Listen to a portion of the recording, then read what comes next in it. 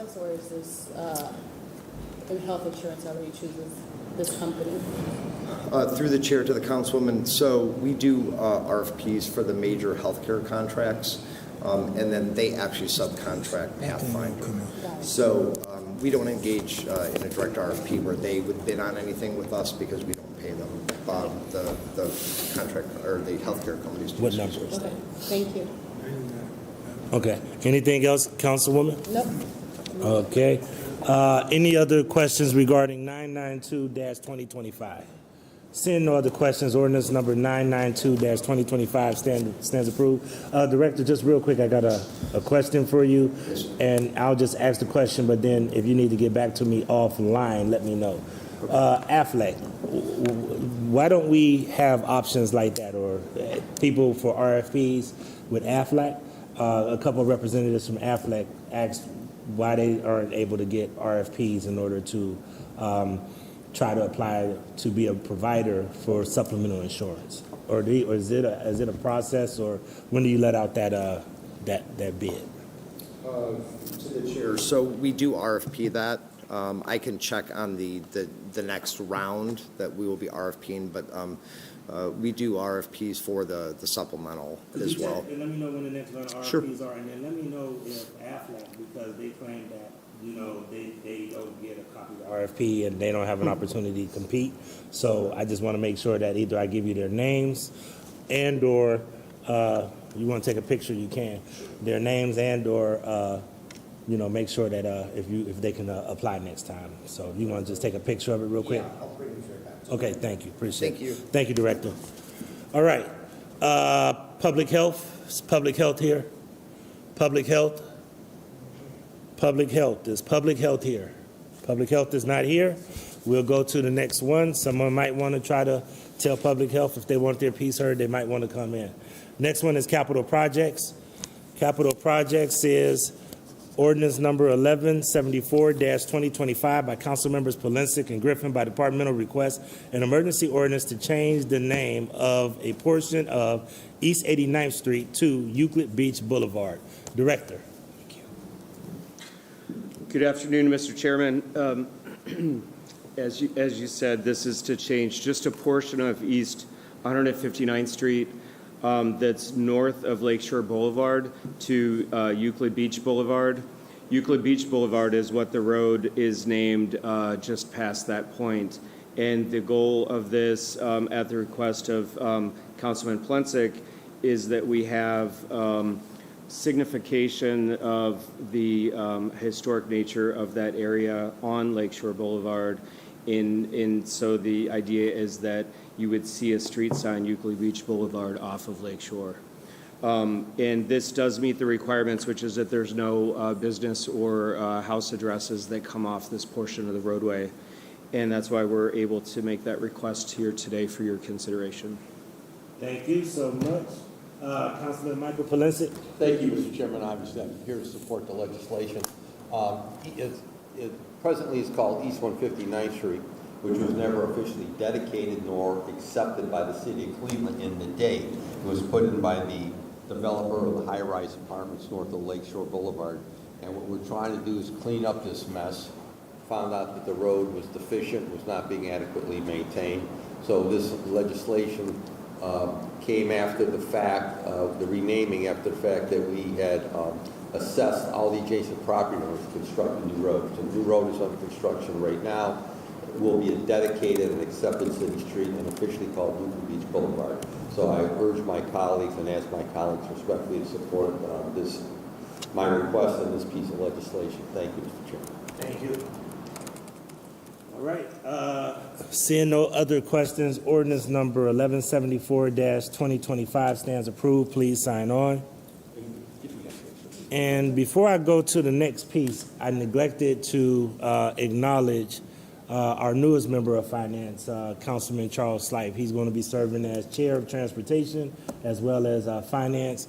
And, Mr. Slife brings a wealth of talent from the corporate and private sector, so I think he'll be a great addition to the finance team. So thank you, sir. Appreciate it. All right, thank you. Appreciate you. I'm going to get public health up because I want to make sure that we have a thorough discussion on the the other one that we put forth, okay? My apologies. No problem. This is ordinance number 1167-2025 by council members Conwell and Griffin by departmental request. An emergency ordinance authorizing the Director of Public Health to accept a grant from the Ohio Environmental Protection Agency for financial assistance for the operation of the Division of Air Quality, authorizing the director to enter into one or more contracts for materials, services, equipment, and supplies, authorizing contracts with various agencies or entities for professional services, determining the method of constructing, rehabilitating, renovating, replacing, or otherwise improving air monitoring sites and other similar structures on city-owned and city-leased property, and authorizing the director to enter into one or more contracts for the improvement. Director. Madam Chair, thank you, and we discussed this in Health Committee this morning. This is our two-year renewal for our grant from the Ohio EPA for $2.7 million annually. That funds the bulk of our work in the Division of Air Quality, about 30 folks who do enforcement, engineering, which is permitting, and monitoring, which is all of the air quality monitors throughout the county. Awesome, thank you. Councilman Kevin Conwell, you heard this in your committee? Oh, yeah, we had a spirited discussion on it, so approved. I mean, I asked my colleagues to help me to support this legislation. I was vetted this morning, and I approve it. Thank you. I actually was able to watch the debate, and I know it was a robust discussion around this morning, so I think most of the questions that I would have had got answered at that session. So once again, thank you, Councilman Conwell. Are there any questions regarding this ordinance? Any questions regarding this ordinance? This is ordinance number 1167-2025. Stands approved. Thank you. Please sign on. All right. Last but not least, we're going to bring up ordinance number 820.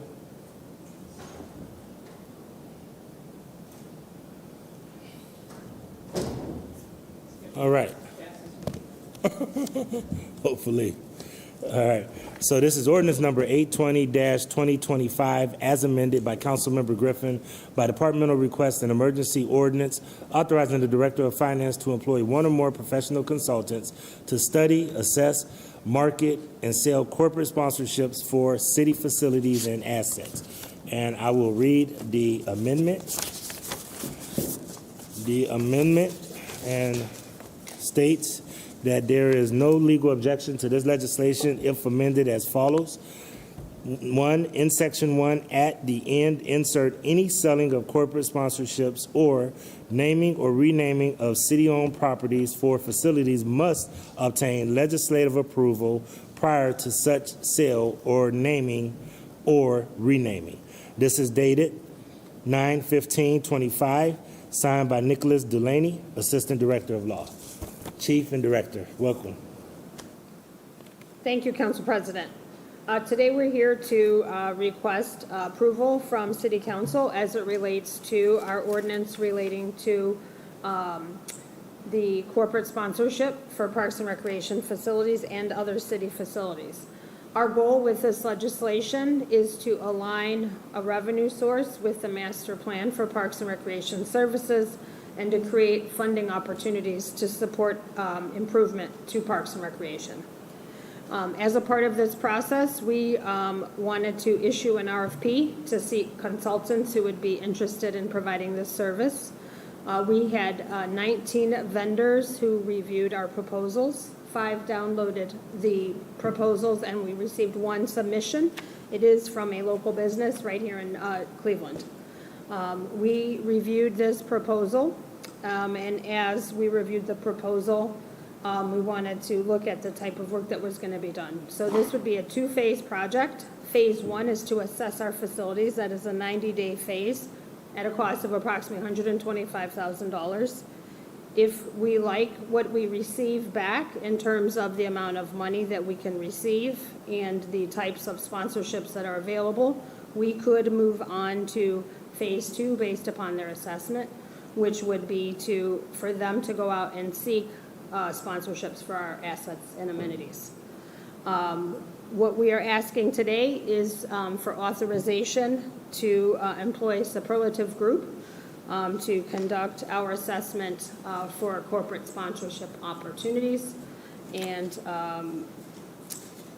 we are requesting City Council approve this legislation.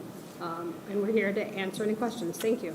Thank you. So you're looking at this for approximately $305,000, which is what it looks like the scope of work will be done?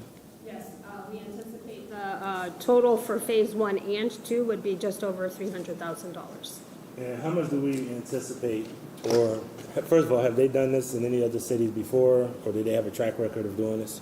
So the Superlative Group, which is, as I mentioned, located in Cleveland, Ohio, has done this for several other facilities. I believe they did it for the convention center. They've done this for local government, municipalities, park and recreation organizations, libraries, and park districts all over the nation. So we know we need to bring in more revenue and use this as an opportunity to bring in more revenue. What I'm trying to get, what I think Director or Chief McNair does very well, is he kind of always lets us know what is going to be the return on investment. Is there any way to kind of anticipate or tell what kind of revenue we could probably generate with this $305,000 expenditure? No. At this time, we don't have the return on investment, and I think that's a great question. This is something new to our municipality, so we don't know if we spend a little over $300,000, can we bring in over $300,000? I can't answer that question. What I can say is that the consultant who was the architect behind the master plan has made this recommendation as a quick and easier way for the city to have some revenue to support parks and recreation. And I would hope that we could have a higher amount. Thank you. If I may. Bonnie Tewan, Chief Operating Officer. One of the reasons why we have this in two phases, Phase 1 and Phase 2, is Phase 2 actually gives us the list of all of our assets and the ranges of potential income for each of the assets. So after we complete Phase 1, we'll have a better idea of what the potential is after that, and we can kind of pick and choose the assets that we want them to pursue. So let me try to use this in a bridge question kind of way. I'll use Huntington Field. I think that the naming rights that we gave to them was approximately, was it $3 million or something like that? So there's examples is what I'm trying to say. There's examples of rec centers and other things where the Cavs, the Browns, or the Guardians, invest in something. Usually it's really a facility or a facility improvement or something.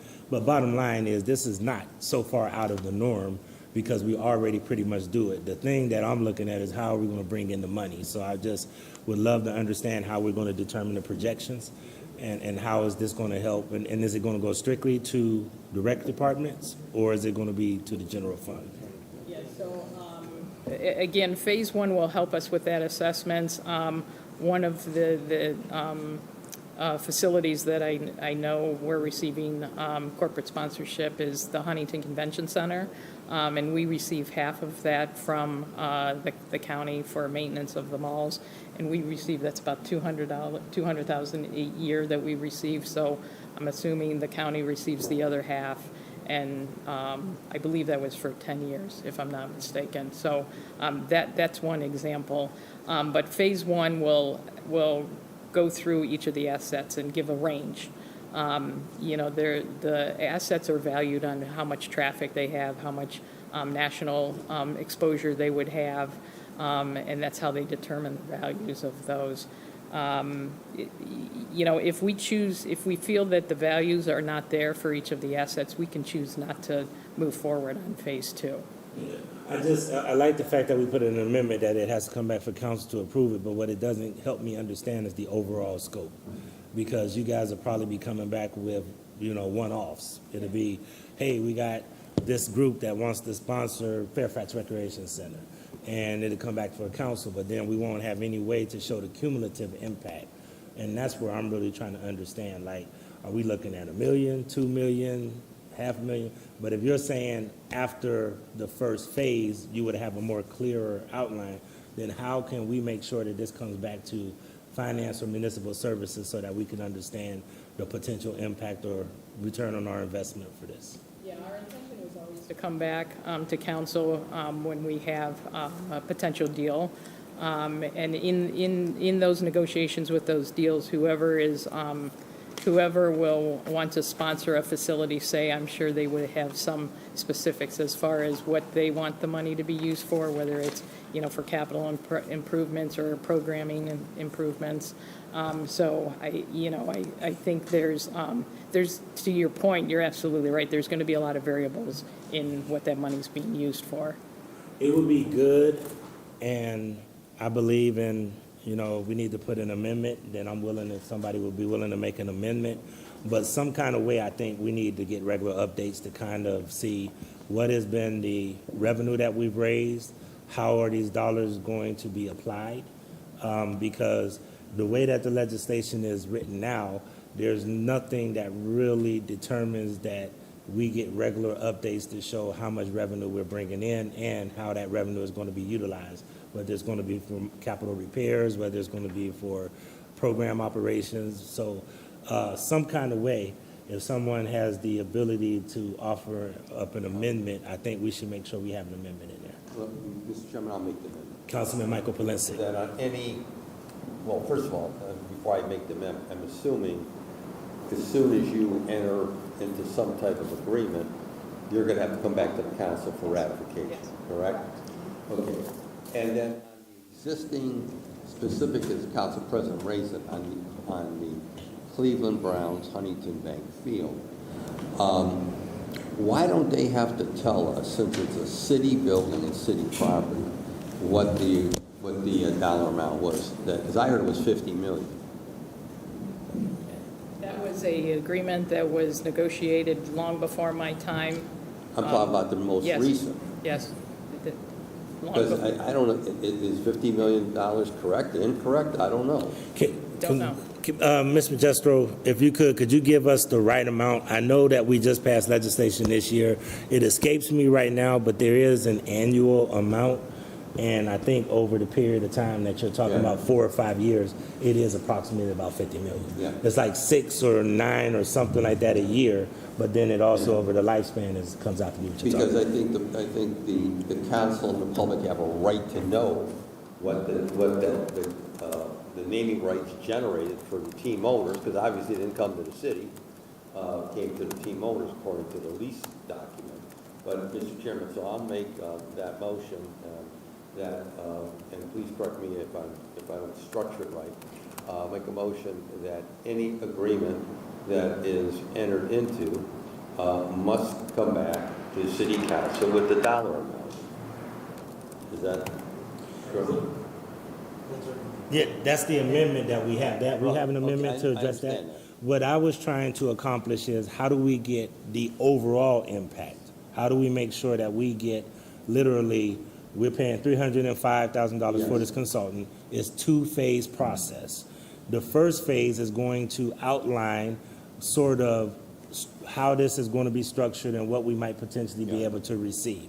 What I am trying to accomplish is how can this council make sure that, I don't know if it's quarterly, biannually, or annually, but I think it would be good enough, and I'll be comfortable with annually, that they give us, a report to kind of understand this. But I'm willing to discuss that, and Casey is willing to weigh in on this too. So let's discuss it and debate it, and then once we have more clearer conversation, then we'll make an amendment. I don't think it should be a year. I think it should be at least every 6 months. It That's should be something. updated. That's something. That's what I would. Well, let's do this. Okay. Let's have the discussion, Okay. and then let's make sure once we have the discussion, Thank then you. we'll put forth the Thank you. amendment. Okay? Yeah. Anything else, Councilman? That's it. All right. Councilman Brian Casey. Are we having a discussion? We don't have an amendment. No, We don't no. have an amendment No. yet. Looking for an amendment? Yeah. And once we have a discussion, because I want to be clear on what the amendment that we're making, and discuss sort of what we want to get, which So we're having a discussion before the amendment? we're just debating the legislation right I'm now. willing to put forth an amendment that says that the necessary department, be it Parks and Recs or Capital Projects or whoever, report back, provide a semi-annual update to put in the city council on any of the progress that we're making as part of this legislation. Thank you. An amendment is put forth. Do you have that, Mr. Roberts? Mr. Roberts does have that. Do I have a second? I'll second it. Councilman Michael Polinsik has seconded. Is there any further discussion? Just want to make sure, as we are accepting this amendment, that we are brought to the table before any decisions are made. That's what I'm really trying to get at. So just to make sure that we're brought at the table before decisions are made on where the investments will be, and then that'll give us an opportunity to ask how will the money be used, how much are we going to generate, et cetera. But to Councilman Casey's point, we'll get a semi-annual report from the department to show us how much we've raised, as well as how the money is being applied and for what reason, okay? All right, so is there any other discussion? All right, on this amendment? On the amendment? Okay. Seeing no other discussion items on the amendment, all in favor say aye. Aye. Any opposed? The ayes have it. Now we'll go back to the legislation. Councilman Charles Slife. Thank you. Correct me if I'm mistaken. It seems the spirit of this legislation is really about naming rights for larger facilities like the, Smith Plumbing basketball courts or something like that. I'm wondering where this would intersect. I was at church over the weekend, and in the church gym they have just the big board where there's like a little advertisement for Chambers Funeral Home and Willoughby Flowers and Marks, and like how does this tie into that's not really a branding thing as much as just hanging banners on the back of a baseball field, as you see in communities of local businesses who would want to help support Parks and Rec, but maybe not go out for an entire field. And I'm wondering if this is different than that, if this intersects with that, and if this allows for this, or we already allow for it. I don't know if we would need to micromanage that level of putting a banner on the back of a baseball field. So I just want to understand how this idea would kind of intersect with the legislation. Through the chair to the councilman, this legislation is for corporate sponsorships, which would be on a broader scope and scale than gym sponsorship or a banner sponsorship on a fence. So what we're really looking at is naming rights on facilities. This would be facilities primarily with high foot traffic. Facilities could be a rec center, it could be a greenhouse, it could be one of our largest regional type parks. And we honestly don't have a full scale assessment of what it is that we're looking for, but our vision was that it would be for large facilities and for large dollar amount items, not necessarily a scoreboard sponsorship or a gym sponsorship. Does that answer your question? It does. Through the chair, I'm curious if legal authority already exists for that sort of a smaller program, or if that's something we need to explore separately, because I think that that's something that small businesses around town would be, businesses in Ward 16, I think, would be happy to help put up a banner at Councilman Casey's basketball league.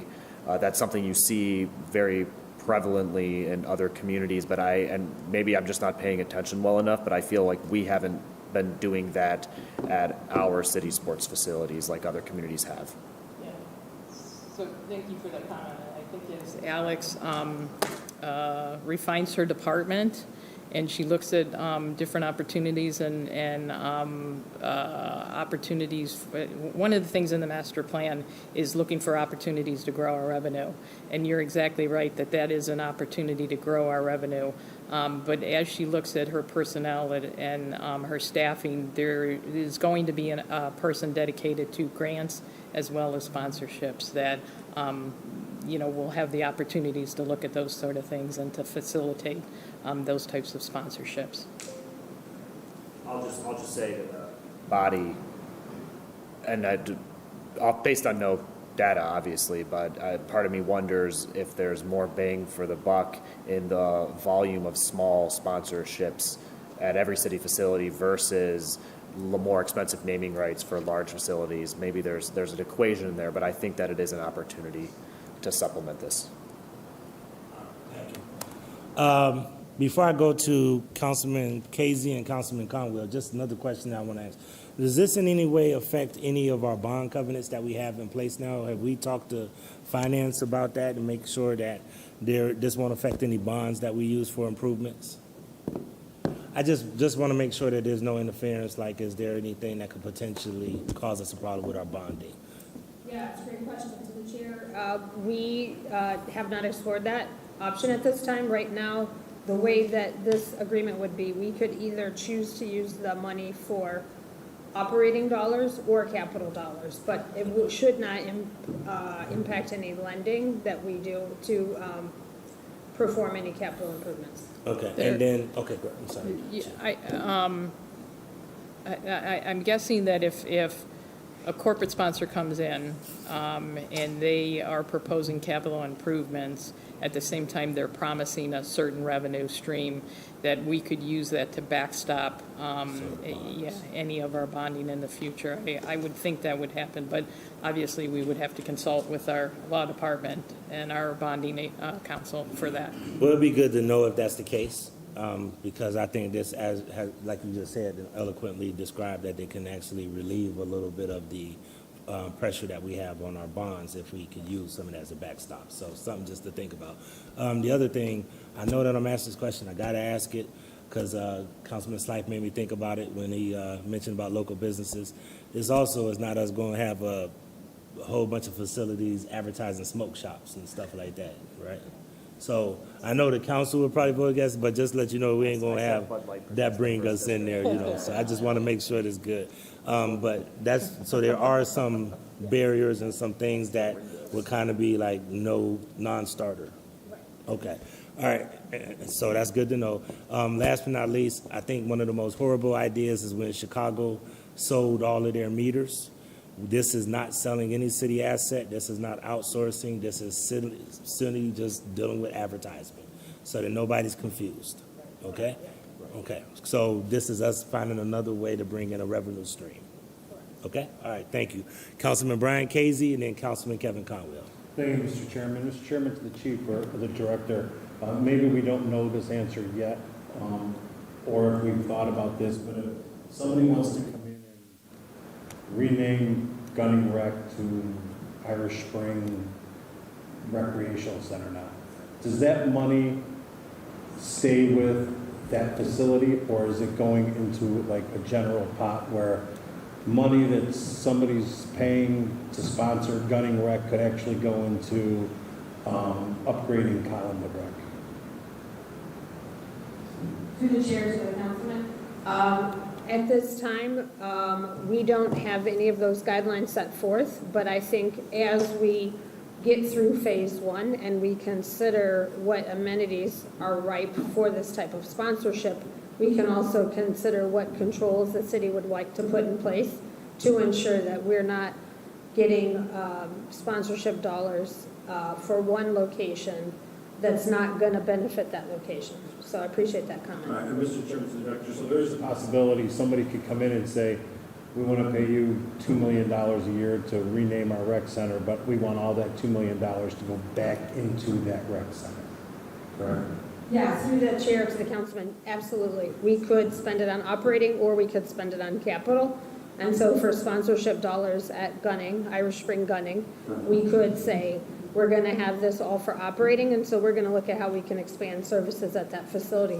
Or it could be, we're going to use this for all capital, and these are the capital projects we want to complete with those dollars. Okay. All right, thank you. Thank you, Councilman Kevin Conwell. Well, thank you very much. Really a lot of answer. Do you, so who is, to the chair, who is doing that now? Which city is doing something like this? You want to know what other cities are doing this? Yeah. Do we have any examples of any other cities that are doing this type of effort? I can, Hold on. so to the chair, through the chair to the council member, we have a long list of municipalities that this organization has worked for. They have done this for libraries, for schools, for universities, local government. I know Fishers, Indiana is one municipality. I can, do you want me to go to their website? hold on a second. A lot. A How's that? lot. They've literally done this for organizations all over the nation. Robert Morris University, John Carroll University, Tualatin Hills, my internet's being slow, but a lot of large municipalities. They're probably one of the premier providers of sponsorship packages in terms of working with folks. Vail, Colorado, Morrisville, Bloomington, Indiana, Los Angeles Zoo, San Francisco State. They do this all over the nation. And so, through the chair, you put it into a fund, and it's like a general fund, you'll name it, naming rights fund, I'm just throwing the name out there. And then you will debit the fund to use the naming right for a recreation center. But what if it's already named James Hubbard Recreation Center? So would you James Hubbard at Sharon Williams Recreation Center, or what? Or you just knock down what the residents wanted to be named? Because it's their property. It's not ours. It belongs to the people. Through the chair to the council member, definitely we appreciate this statement and this question. As we are looking at this, there is no plan to rename any of the facilities. The way we've been looking at it, it was kind of like the State Theater or the Ohio Theater, where it would be James Hubbard Glenville Recreation Center, and then we'd have the sponsorship name tagged on, but there's no plan right now to change the name of any facility. Because council only can do that. I mean, we legislated and then you guys sign off on it. And I don't want to give up the rights to do that, you know, through the chair to the director. Through the chair to the councilman, we definitely appreciate your comments, and we've heard this several times from other council members. So you're not alone in your comments, and we certainly are very mindful that this would be a stipulation that city council would like to ensure stays in place, that we keep the name and retain the name of our locations.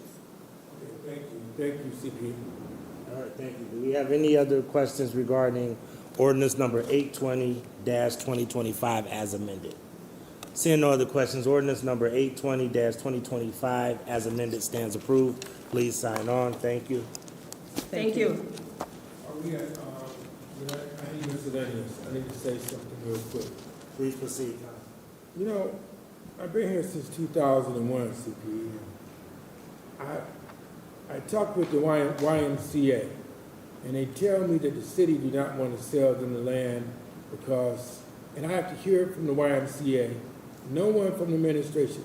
I've been through several administrations where at least they'll have to sit down with the council. The person will have to legislate the land. But then they tell the YMCA, we're not going to sell you the land. Let me say this. The people over there, Councilmember Mike Polensek, as well as Councilmember Anthony Ashton and myself, have been working on this project for the longest.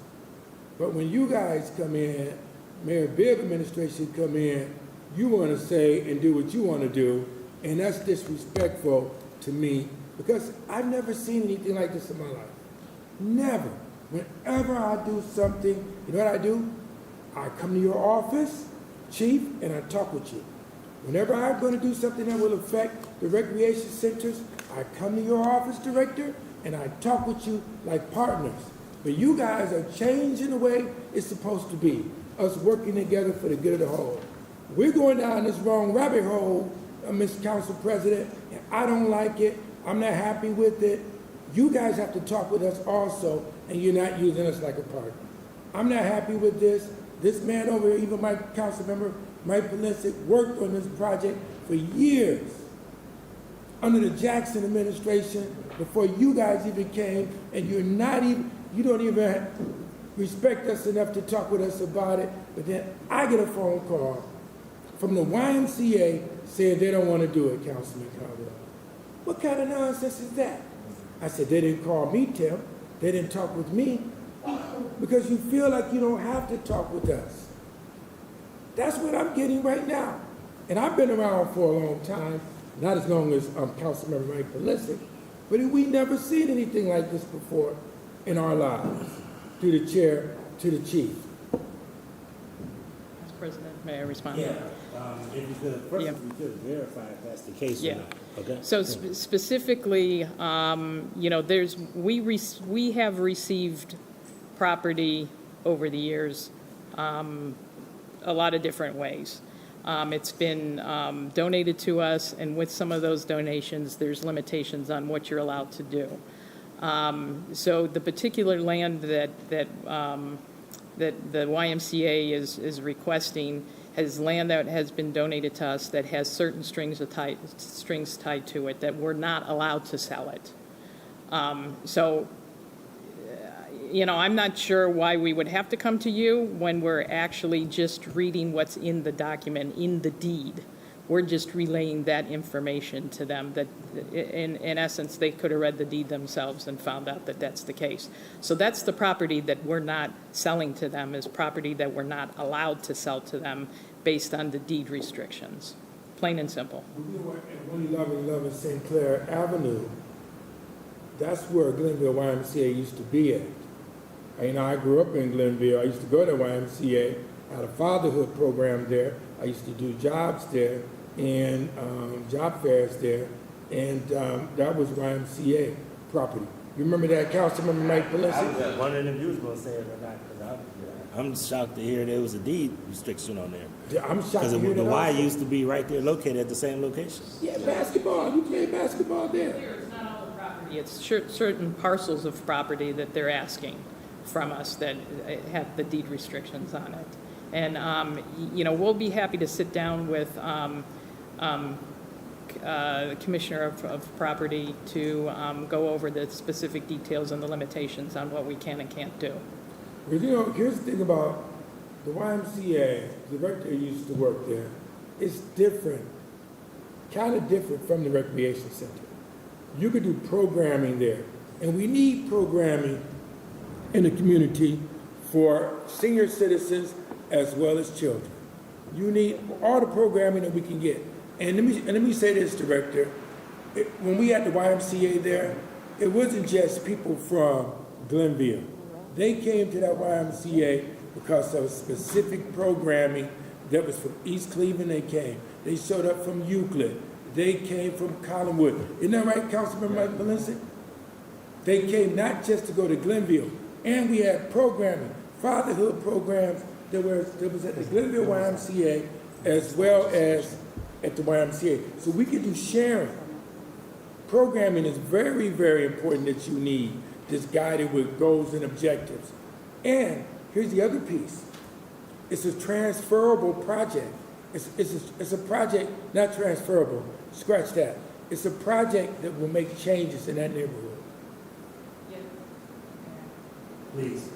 Through the chair to the councilman, there's a lot of opportunities here. And to be fair, we have to vet them with the YMCA. You know, they're in their infancy stages of developing a site.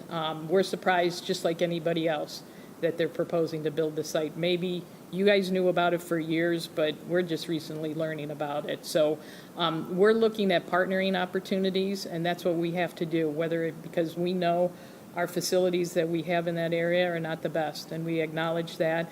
And, you know, thank goodness that we have the new director here that's focused on providing good services, good facilities, good programming at all of our rec centers. And how we get to that, we're open to all those opportunities. And it's not a one-size-fits-all. So what works over at Glenville might not work over at Gunning. So we have to look at all those opportunities. So you know, I don't think it's fair that you know, you're saying that we're not coming to you, because I don't think we've had an opportunity to sit down with the Y and vet what they want to do. We have a meeting set up with them coming up, and you know, there's a lot of details that we have to hash out with them, because why would we be redundant in our services?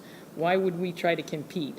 At the same time, you know, right now, the programs that we provide in our facilities are free, and we don't necessarily ask where they live.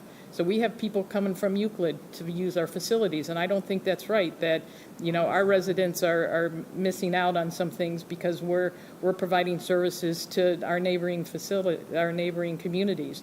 So we need to straighten that out. And, we,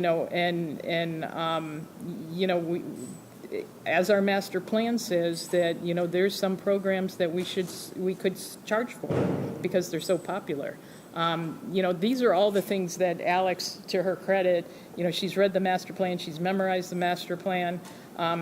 She wants to implement the master plan, but, she hasn't even been here a year yet, and we need to get to that point. And we're working towards that, and, we hope that next year when we're sitting in this seat that we can have a different story for you. You say this. The issue is not, I don't focus on issues attacking a director or a chief or anyone. The issue is fighting for my community so that they can have services for the residents in the Glenville community. That's my issue. Your door is always open to me so we can sit down and talk. But I just came from, and I was just hot and boiling mad because you and I always talk, and you got a great director for Parks and Recreation. But then when I hear this, trying to block it,